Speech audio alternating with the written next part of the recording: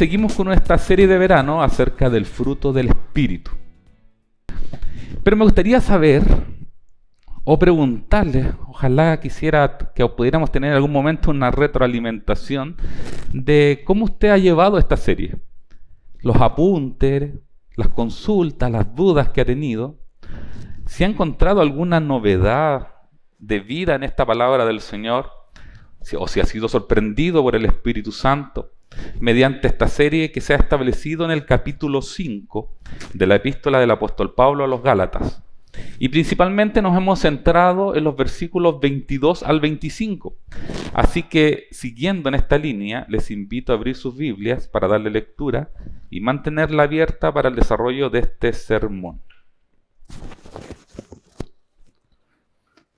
Vamos a buscar Gálatas 5, del verso 22 al 25, en versión Reina Valera, 1960.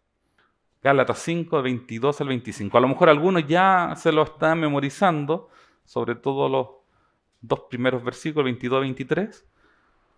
Sería bueno que lo pudiéramos guardar, atesorar, recordar, memorizar. También es una disciplina cristiana.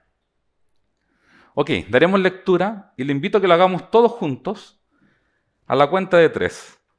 Mas el fruto del Espíritu es amor, gozo, paz, paciencia, benignidad, bondad, fe, mansedumbre, templanza.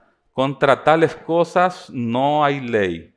Pero los que son de Cristo han crucificado la carne con sus pasiones y deseos. Si vivimos por el Espíritu, andemos también por el Espíritu. Le invito que tengamos una oración. Cierre sus ojitos. Padre bueno, en este día que tenemos destinado para congregarnos, para reunirnos y alabar, bendecir tu nombre, y también para traer nuestros corazones dispuestos a oír tu voz, a oír tu palabra, la que has dejado para el crecimiento espiritual de nuestras vidas, para poder enfrentar nuestras luchas, nuestras adversidades, para crecer en gracia, para poder tener cada día más cercanía al carácter de Cristo.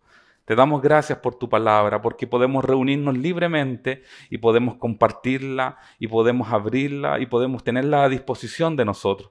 Te pedimos que nos ilumines por medio de tu Espíritu Santo y que esta palabra no sea solamente intelectual o racional para nuestras mentes, para nuestros corazones, sino que la podamos comprender de una manera salvífica para nuestras vidas.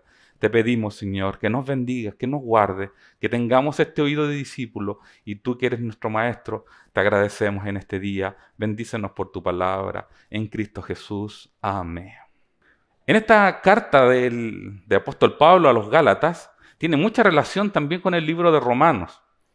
Pablo tenía una fe ardiente y escribía vehemente acerca del propósito de la salvación que recibimos, que es para glorificar a Dios, y que por la sola gracia recibida de forma inmerecida a través de la fe en la justicia de Cristo, esto es totalmente aparte de nuestras obras y de la ley. Nuestro querido hermano Pablo siempre quiere enfatizar el centro del Evangelio, que somos salvos por la obra redentora de Jesucristo y que nadie puede ser justificado por sus propias obras, ni cumpliendo aparentemente la ley, porque la ley debía ser cumplida en su totalidad. Al contrario, aún son manifiestas las obras de la carne en la vida de los cristianos. Pablo también quiere enfatizar que los cristianos son llamados a probar que su espiritualidad es real, viviendo por la fe en Cristo, una vida cristiana en la que el fruto del Espíritu existe, pero existe en abundancia. Y también él quiere, para el contexto histórico de esta carta y a la iglesia de Galacia, destruir todo mensaje y doctrina que sea distinta al Evangelio de Jesucristo, por lo tanto, siendo falsos evangelios. Lo cual también nosotros debemos estar muy alertas para combatir los falsos evangelios. Porque no se puede mezclar la ley con el evangelio de la justificación de la gracia. Ni tampoco puede convivir una vida conducida por las obras de la carne con una vida cristiana guiada por el Espíritu Santo. Entonces, en este capítulo 5 en especial, Pablo aplica la doctrina de la justificación en términos de la libertad del pecado. Que la verdad produce vida en el creyente. El primer versículo de este capítulo 5 dice: «Estad pues firmes en la libertad con que Cristo nos hizo libres». Yo sé que más de algunos se sabe este versículo, ¿cierto? «Y no estéis sujetos otra vez al yugo de esclavitud». Esta es una verdadera declaración de victoria espiritual. Por favor, no lo confundamos con teología de la liberación o de la prosperidad. No estamos hablando de eso, sino que la victoria espiritual como promesa de Jesucristo para nosotros. La verdadera confesionalidad de un creyente salvado por el mismo Hijo del Señor, que somos libres del pecado. Pero mientras estemos en un camino de preservación, de santificación, debemos ser cautos y estar alerta. Pablo también nos hace referencia, nos da alertas respecto a nuestra debilidad, a nuestra naturaleza pecaminosa. Como lo dice el verso 9 de este capítulo 5, que también es muy conocido. Y las hermanas a lo mejor lo conocen más que uno mismo. Un poco de levadura leuda toda la masa. No sé si a alguno le ha pasado que ha tratado de hacer algo, ¿cierto? Y de repente dice una pizquita o una cucharada y cuando se le pasa, se infla, pero luego es nada, ¿cierto? Una ventanita al pecado puede ser muy destructiva. Puede conducir a una práctica del pecado constante y que puede afectar no solo de forma individual. Muchas veces el que peca cree que solo le afecta a él, pero muchas veces afecta a su alrededor, a su familia, a su esposa, a su esposo, a sus hijos. Incluso afecta a la vida comunitaria. La libertad y la gracia no puede transformarse en libertinaje, como la base del antinomianismo, ¿cierto? Señalando que la ley moral no es obligatoria para los cristianos como regla de vida. Tengamos cuidado. Cristo dijo que no vino a abolir la ley, sino vino a cumplirla. Por lo tanto, usted y yo también podemos cumplir la ley del Señor. Entonces, esta libertad espiritual es contra la esclavitud de la ley y contra la esclavitud de las obras de la carne. Como dice el verso 13, porque vosotros, hermanos, a libertad fuisteis llamados, solamente que no uséis la libertad como ocasión para la carne. La libertad espiritual capacita al creyente. Pero sigue dándonos claves para seguir siendo libres. ¿Cómo yo puedo seguir siendo libre? Siempre tenemos esta discusión de que cómo la teoría la pasamos a la práctica. Bueno, Pablo aquí nos deja una clave en el verso 14. Dice, porque toda la ley en esta sola palabra se cumple. Amarás a tu prójimo como a ti mismo. Por tanto, el verso 16 dice, andad en el Espíritu. Y este andad en el griego apunta a ser controlados por el Espíritu. Entonces, si somos controlados por el Espíritu Santo, no satisfaceremos los deseos de la carne. Porque el deseo de la carne es contra el Espíritu y viceversa. Estas no son fuerzas opuestas y equilibradas, ¿cierto? Sino es un deseo de prevalecer una por sobre la otra. Pero en el creyente, en el nuevo hombre espiritual, prevalecerá el deseo por el fruto del Espíritu junto a la responsabilidad humana. Y como ya lo hemos comentado en algunos capítulos anteriores de esta serie, Pablo señala 17 obras de la carne. 17 y más, porque dice que hay más. Estas son representativas de lo que Pablo quería afrontar en el contexto de esa iglesia. Contra las 9 representaciones del fruto del Espíritu, que son las que estamos estudiando, como las que están en la imagen. Este fruto del Espíritu es natural del Espíritu Santo y por lo tanto lo conocemos como un solo fruto, una unidad. Por tanto, la premisa del apóstol Pablo, la premisa de esta serie de sermones de verano, de vacaciones, como quiera llamarlo, de la Quinta Iglesia, y la premisa también de este sermón es que andemos en el fruto del Espíritu. Y por esto debemos verlo no desde la perspectiva humana, ni de nuestro castellano, sino que desde el griego primeramente y desde la persona del Espíritu Santo, que es el Espíritu de Cristo, el Espíritu de Dios. Por lo cual, recapitulando, ya hemos compartido 5 de los 9 frutos que exhorta Pablo a las iglesias. Para Hendriksen, en su libro de Comentario a los Gálatas, él puede dividir estos frutos en 3 grupos. Dice que el primero de los grupos, los primeros 3, se refiere a cualidades espirituales que son más bases, de fundamento. El segundo grupo de 3 dice que son virtudes que se manifiestan en las relaciones sociales entre las personas. Y finalmente, el último grupo es más bien virtudes personales en cuanto a la relación con Dios, en cuanto a los hombres y en cuanto a uno mismo. Por lo tanto, si usted no lo recuerda, en el canal de YouTube está disponible los videos. Primeramente hablamos de amor, como primer fruto, ¿cierto? Amor. Y el pastor David predicó el amor que es fruto del Espíritu. Gozo.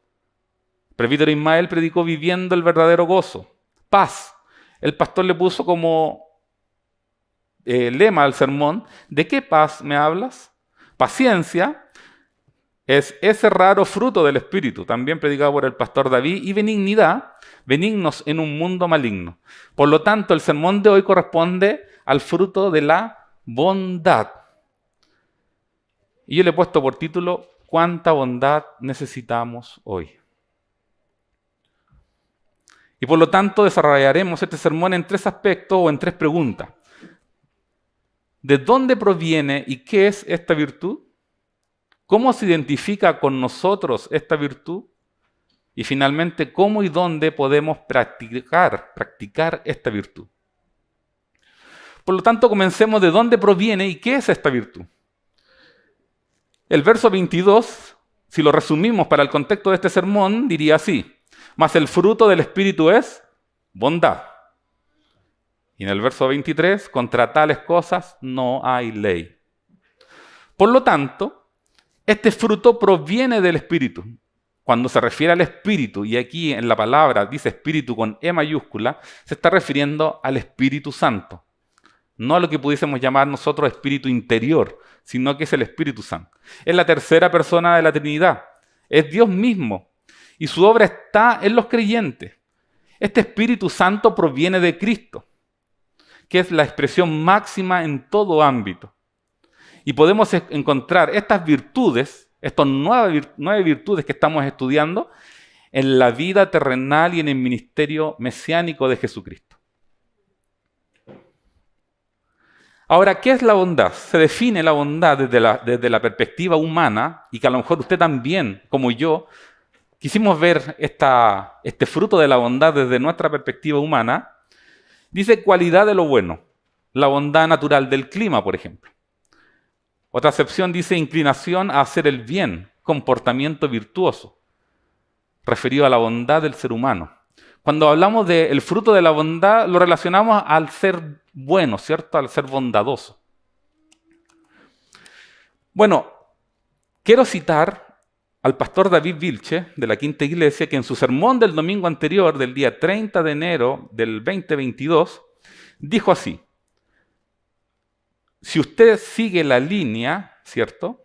Dice, estoy siendo muy literal, 2 puntos. Amor, gozo, paz, paciencia, benignidad, bondad. Y yo, gracias a Dios, dijo el pastor David, no predico el próximo domingo, porque el que viene tiene que explicar la diferencia entre bondad y benignidad. No se pierda el próximo domingo.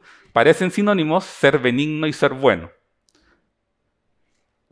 Bueno, esto usted lo puede corroborar en el video del sermón, Benignos en un mundo maligno, en el minuto 13 con 6 segundos. Ahí el pastor David, en nuestro canal de YouTube, Jesús el Buen Pastor, se puede suscribir. Ahí el pastor hace esta cita. Por lo tanto, tengo la responsabilidad obligatoria de responderle. Y a mí no me gusta dejar tareas inconclusas. Bueno, benignidad, la palabra, como la podríamos pronunciar del griego, Christotis, significaba amabilidad, benignidad, y es una habilidad para servir a los demás en cosas prácticas de una manera que me hace vulnerable. Eso nos enseñó el sermón anterior. Por lo tanto, Cristo mismo, como ejemplo, sirvió a los demás de una manera que se hizo vulnerable. Se despojó de todo lo que tenía, autoridad, poder, riquezas, el cielo mismo, para servirnos a nosotros. ¿Cómo nos sirvió? Dio su vida, puso su vida en lugar nuestro para poder reconciliarnos. Entonces, benignidad, como lo explicaba el pastor, se refiere a la amabilidad, a la benignidad, al hacer lo bueno hacia los demás, ¿cierto? Servir. En tanto, bondad, que lo podemos pronunciar en un griego chileno, agatocine, significa bondad, integridad, probidad. Ser la misma persona en cada situación. ¿Puede notar ya la diferencia entre benignidad y bondad? Y cuando mirábamos bondad como hacer lo bueno, ahora está más referido a ser bueno, íntegro, con probidad. Una persona que no cambia, que está siempre, es el mismo en cada situación. Déjeme darle algunos versículos. Dice, Gálatas 5:22, es la que estamos trabajando, ¿cierto? Dice benignidad contra bondad. En Romanos 2:4, refiriéndonos a la benignidad, dice, o menospreciáis las riquezas de su benignidad, paciencia y longanimidad, ignorando que su benignidad te guía al arrepentimiento. Estos versículos están desde el griego. Por lo tanto, si cambiamos amabilidad, por ejemplo, por benignidad, podríamos decir, o menospreciáis las riquezas de su amabilidad, su paciencia, su longanimidad, ignorando que su benignidad o amabilidad te guía al arrepentimiento. Y otro versículo en Colosenses 3:12 dice, vestidos pues como escogidos de Dios, santos y amados, de entrañable misericordia, de benignidad, o sea, de amabilidad, de humildad, de mansedumbre, de paciencia. Calza bien, ¿cierto? Porque en el griego es la misma palabra que está usando, benignidad. Ahora, en cuanto a la bondad, en esta palabra griega, ¿cierto?, que apunta a la integridad, Romanos 15:14 dice, pero estoy seguro que vosotros, hermanos míos, de que vosotros mismos estáis llenos de bondad, llenos de todo conocimiento, de tal manera que podáis amonestaros los unos a los otros. Entonces esta bondad, cambiémosla por integridad. Que vosotros mismos estáis llenos de integridad, llenos de todo conocimiento, de tal manera que podáis amonestaros los unos a los otros. No serviría ser amable para amonestar a otra persona. Más bien se requiere ser íntegro para poder ir y amonestar a otra persona, ¿cierto? Y en Efesios 5:9 dice, porque el fruto del Espíritu es en toda bondad, justicia y verdad. Entonces, ¿cuál es el contexto? En toda integridad, justicia y verdad. Porque integridad, justicia y verdad se conectan, ¿cierto? Yo tenía un cuadrito, lamentablemente no lo pudimos publicar, pero ahí está la tarea respondida al pastor David. No le traje ninguna a él, pero ya le saldrá otra. En el opuesto a este don de la bondad sería un impostor o un hipócrita. Una persona bondadosa, el contrario sería un impostor o un hipócrita. Podríamos haber dicho que, contrario a amable, es una persona parca o lejana o idiota o como lo que usted le quiera poner, ¿cierto? Pero en este caso se refiere a un impostor o a un hipócrita. Porque si una persona no es íntegra, entonces puede ser hipócrita, ¿cierto? Y la falsificación, podríamos decir, que se expresa en que una persona intempestivamente, para sentirse o verse mejor, haga cosas por otras personas. Quizás ahí podríamos tomar el caso del juez injusto, que siempre teniendo que aplicar justicia, en un momento tuvo que aplicar justicia a la fuerza, no queriendo, porque una mujer lo necesitaba. Bueno, ya explicando qué es lo que es bondad, ¿cierto? Y que proviene del Espíritu Santo, entonces, en segundo lugar, cómo este fruto se identifica con nosotros, cómo esta virtud se identifica con nosotros. El verso 24 dice, pero los que son de Cristo han crucificado la carne con sus pasiones y deseos. Entonces, la bondad o integridad está referida a la excelencia moral y espiritual de Cristo. Déjenme contarles una historia, se encuentra en Lucas 4, del 1 al 13. Dice, Jesús, lleno del Espíritu Santo, volvió del Jordán y fue llevado por el Espíritu al desierto, 40 días y era tentado por el diablo. Y no comió nada en aquellos días, pasados los cuales tuvo hambre. Entonces el diablo le dijo: si eres hijo de Dios, di a esta piedra que se convierta en pan. Jesús respondiendo le dijo: escrito está, no solo de pan vivirá el hombre, sino de toda palabra de Dios. Y le llevó el diablo a un alto monte y le mostró en un momento todos los reinos de la tierra.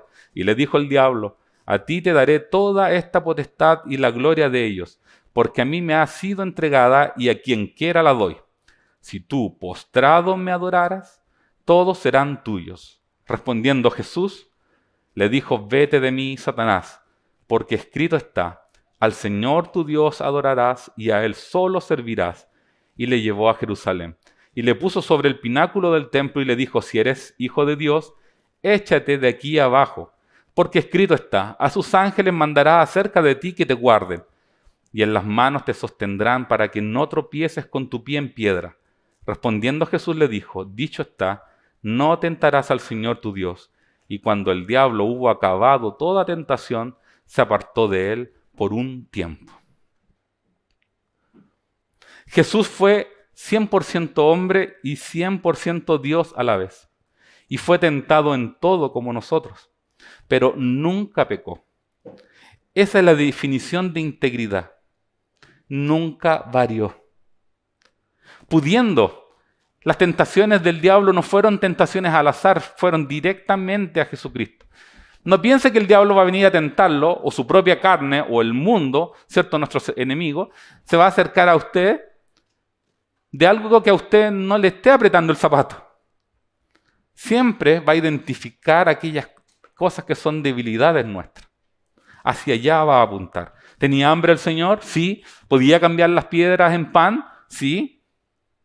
Pero no lo hizo porque estaba consagrando un ministerio al Señor. ¿Podía recibir las herencias de todas las naciones? Sí, él ya era el dueño. Esa era su misión, ya era el hijo del dueño. Pero tendría que recibirlas del Padre, no del diablo. Pudo haber sido tentado en aceptarlo porque finalmente era su propósito. Pero él se mantuvo íntegro. Y finalmente,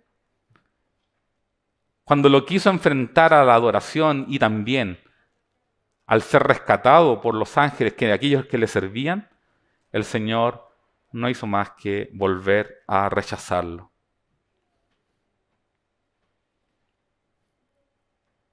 Hebreos 4:15 dice: porque no tenemos un sumo sacerdote incapaz de compadecerse de nuestras debilidades, sino uno que ha sido tentado en todo de la misma manera que nosotros, aunque sin pecado.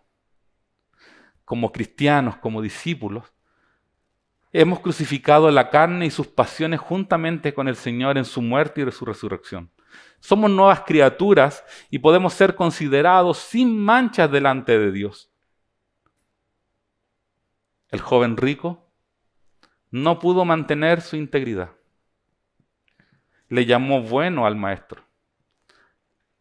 Y Jesús le replicó, obligándolo a pensar las palabras que él emitió y saber si verdaderamente reconocía a Cristo como Señor.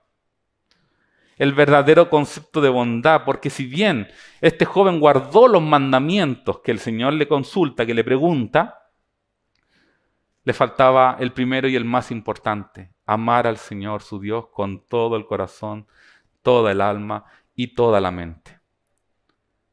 Él se expuso como una señal de integridad. Él también era bueno. Él esperaba que Jesús le dijera: oh, joven bueno. Porque él le había dicho: maestro bueno. Entonces Jesús tendría que replicarle: oh, joven bueno, has cumplido todos los mandamientos, qué bueno. Me imagino esas palabras de Jesucristo traspasando el corazón de ese joven. Así como la palabra del Señor debe traspasar también nuestros corazones. La bondad no fluye de las acciones de un hombre o una mujer, sino que provienen de Dios mismo por el Espíritu Santo. Y finalmente, entonces, ¿cómo y dónde podemos practicar esta virtud? El verso 25 dice: si vivimos por el Espíritu, andemos también por el Espíritu. Los cristianos están llamados a ser como Jesús. En Cristo somos nuevas criaturas y podemos ser considerados sin mancha delante de Dios. En Cristo también tenemos la permanencia del Espíritu Santo, obrando en nosotros, santificándonos y haciéndonos más como Jesús.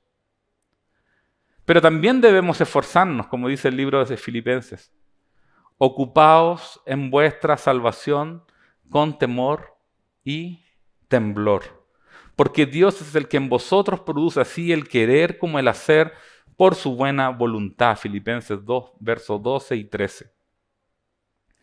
Generalmente nos ocupamos de nuestra salvación cuando estamos en necesidad, cuando estamos en problemas, cuando algo no resulta, cuando esperamos algo y cuando nos falta del otro fruto de la paciencia y no llega. Pero debemos ocuparnos con temor y temblor. A lo mejor usted no ha visto a Dios mismo, presencial, como la Escritura nos muestra en algunas ocasiones. O cuando los ángeles se presentaron a hombres de Dios y los hombres decían una expresión que he caído como muerto. Es tanta la potencia, el poder de Dios, incluso en la representación de los ángeles, que los hombres dicen que no pueden resistirla. Pero muchas veces el cristiano moderno se resiste al Espíritu. Con el fruto del Espíritu, somos cada vez más cercanos a una integridad, porque somos llamados a obedecer a Dios, por lo cual tenemos una moralidad e integridad intacta, porque amamos la verdad y amamos hacer buenas obras, no para salvación, sino para glorificar al Señor. Y en este versículo la palabra andemos, como ya lo dije en el verso 16, ahora en el verso 25 nuevamente dice, si vivimos por Espíritu, andemos también por el Espíritu. Esta palabra andemos en el griego ya no se refiere al ser controlados por el Espíritu Santo, sino ahora dice que andemos, sigamos una misma línea. Sigamos la línea. No sé si ha jugado algunos juegos como eso. Cuando usted se sube a un tren, el tren no va para cualquier parte, el tren sigue una línea. Como cristianos tenemos que seguir la línea de Cristo, la línea del Espíritu Santo. Nuestras vidas deben alinearse con la creencia en Dios. Por lo tanto, es todo un desafío vivir en integridad, ser bondadoso. Es un desafío ser bueno. Porque pareciera que la corrupción o los malos negocios, como dice el salmista, pareciera que trajeran mejores frutos. No sé si usted se ha enfrentado alguna vez a algún acto de corrupción o que alguien le ha querido facilitar algún dinerito o algún bien o algún beneficio. La propia naturaleza pecaminosa va a escuchar, va a abrir los oídos, va a abrir los ojos, va a estar atenta a esos momentos de debilidad. Porque para el mundo ser bueno es ser incorruptible. Se le pide a los políticos ser incorruptibles, incorruptos. Ellos no pueden fallar porque tienen que tener una moral muy alta. Es lo que se le exige y hoy día más se le exige, ¿cierto? Pero del cristiano también se exige que nosotros no podemos ser sobornados, no podemos estar en el entredicho de las personas, menos podemos perjudicar a otras personas injustamente. ¿Por qué? Porque todos saben que servimos a Dios que es íntegro. Pedro dice así en el capítulo 3, verso 13, 18. ¿Y quién es aquel que os podrá hacer daño si vosotros seguís el bien? Mas también si alguna cosa padecéis por causa de la justicia, bienaventurados sois. Por tanto, no os amedrentéis por temor de ellos, ni os conturbéis, sino santificad a Dios el Señor en vuestros corazones, y estad siempre preparados para presentar defensa con mansedumbre y reverencia ante todo el que os demande razón de la esperanza que hay en vosotros, teniendo buena conciencia, para que en lo que murmuran de vosotros como malhechores, sean avergonzados los que calumnian vuestra buena conducta en Cristo. Porque mejor es que padezcáis haciendo el bien, si la voluntad de Dios así lo quiere, que haciendo el mal. Porque también Cristo padeció una sola vez por los pecados, el justo por los injustos, para llevarnos a Dios, siendo a la verdad muerto en la carne, pero vivificado en el Espíritu. Para concluir, pensemos en el Evangelio. Medite un minuto en el Evangelio. Lo podríamos resumir así. Cristo vino a la tierra y murió para salvarme de la culpa de mi pecado. ¿Lo escuchó bien? Cristo vino a la tierra, murió para salvarme de la culpa de mi pecado. Pero aunque esto está correcto, porque Cristo murió por nosotros, también es correcto decir que murió para librarnos del dominio del pecado. Y que finalmente también murió para eliminar la presencia del pecado cuando seamos resucitados juntamente con Él en el día de nuestra glorificación. La obra de Cristo es perfecta. Jesús murió en una cruz, crucificado, y su sangre fue derramada para el perdón de nuestros pecados. Cristo es el Cordero inmolado para reconciliación con el Padre y para que podamos vivir y experimentar la verdadera cruz de Cristo. Para vivir en el Espíritu, que es vivir en Jesucristo, que es andar en la luz y aborrecer las tinieblas. Todos necesitamos la asistencia del Espíritu Santo, porque no hay ninguno bueno, no hay ninguno justo. ¿Quién puede ser llamado bueno o íntegro? ¿Usted puede ser llamado bueno o íntegro? Sí. Usted es buena, usted es bueno, usted es íntegro, porque usted es un hijo de Dios, tiene el Espíritu Santo dentro de usted, por lo tanto, somos declarados buenos por el Señor. Pecadores. Siempre estamos pecando. Pero somos declarados íntegros delante de Dios, porque si no, no podríamos ir a la presencia de Dios cuando oramos. No podríamos acercarnos por medio de los medios de gracia. No podríamos leer la Escritura, no podríamos estudiarla, no podríamos compartirla, no podríamos orar si el Señor no nos viera como buenos, como justificados, como íntegros. Por lo tanto, si el Padre, que está allá muy arriba, nos ve justos, íntegros, bondadosos, es solo por la obra y la bendición que Cristo ha puesto sobre usted. Esa fe que ha puesto en usted, para que usted tenga el Espíritu Santo, le permite ser visto por Dios como un hijo de Dios. Por lo tanto, rechacemos las obras de la carne. Por lo tanto, peleemos contra nuestra mente, contra nuestro intelecto. Peleemos contra nuestro corazón, que es malo y perverso más que todas las cosas. Echémosle agüita a este fruto del Espíritu Santo. Tengamos comunión con los hermanos. No es fácil, somos todos distintos. Oremos los unos por los otros. Parece fácil, pero no es tan fácil. Porque orar los unos por los otros nos obliga a conocer al otro. Y si no lo conocemos, solamente podríamos orar por un Jaime. Pero como lo conocemos, oramos por él, por su enfermedad, por lo que está padeciendo, por su familia, por sus hijos. Pero no es porque usted tenga la capacidad para hacerlo, es porque en usted vive el Espíritu Santo y obra en usted. Si hoy día llegó es porque el Espíritu Santo lo trajo. Nosotros muertos estaríamos en la cama, no podríamos movernos. El Espíritu Santo es el que nos trae. Y los padres tienen la obligación de que se pueda cultivar el Espíritu Santo en sus hijos. ¿Por medio de qué? De la palabra, para que sean llenos del Espíritu, llenos de la palabra. Por lo tanto, ¿cuánta bondad necesitamos hoy? ¿Cuánto necesitamos ser íntegros? Porque no logramos hacer el 100% de estos frutos. No lo logramos hacer. Cuando falle, cuando mienta, cuando se equivoque, cuando acepte un soborno, cuando esté enfrentado y esté ahí pensando en que con esto puedo pagar la enfermedad, con esto puedo pagar las deudas, con esto puedo hacer esto otro. Cuando esté en ese momento,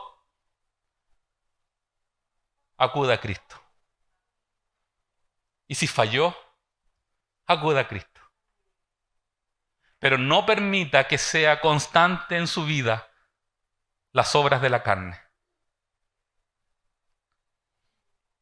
Tenemos que hacer una carta leída. Mis hijos tienen que poder hablar con libertad cómo es su padre, el testimonio de su padre, el testimonio de su madre. Tenemos que ser capaces de levantarnos en nuestro hogar y poder hablar del Evangelio sin que seamos rechazados por nuestra propia familia. Un gran desafío. El padre tiene que ser íntegro en todo, como el Padre es íntegro, como el Padre es bueno, como Jesucristo es bueno. Pero si alguno ha sido amonestado por la palabra del Señor, si pareciera que en alguno de estos frutos no logramos avanzar, porque estos frutos, aunque pueden ser en mayor o en menor medida, porque van en crecimiento, por eso que Pablo apunta a este concepto de agricultura, de la semilla, del fruto, que tienen que ir creciendo en la vida del cristiano hasta ser glorificado, puede ser que en algunos tengamos más facilidad que en otros.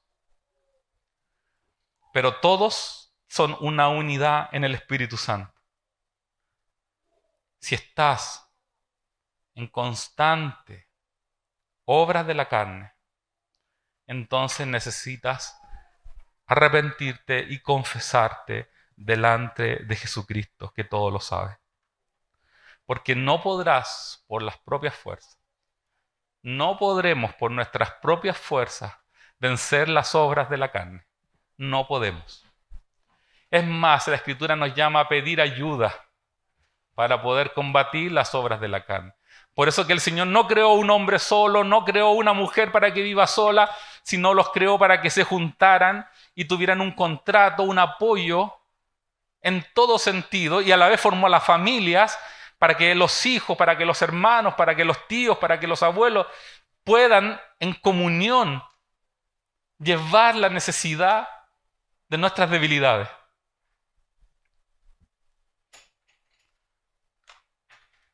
Si te arrepientes y confiesas, luego acude a los medios de gracia, una Biblia. Ahí hay Biblias de regalo, hay NBI, están un poquito antiguas, están usadas, pero si alguien necesita alguna vez, llévese la Biblia. Para eso están, para usarlas, para llevarlas. Ore al Señor. No es difícil orar, porque oramos al Padre por medio de Jesucristo. Doblamos nuestras rodillas y entregamos nuestro corazón. El Espíritu Santo le va a ayudar y lo va a fortalecer a llevar esa oración. Y finalmente, mantenga comunión con sus hermanos. Pida ayuda, sustento. Incluso tiene la posibilidad de pedir disciplina espiritual. Se puede acercar a la iglesia, a los consejos, a pedir disciplina espiritual, porque la disciplina espiritual en la Biblia es para la restauración del cuerpo, para la restauración del alma, para que la persona pueda ser restaurada y pueda volver a la doctrina de la justificación por la gracia del Señor. Le invito a que se ponga de pie y hagamos una oración.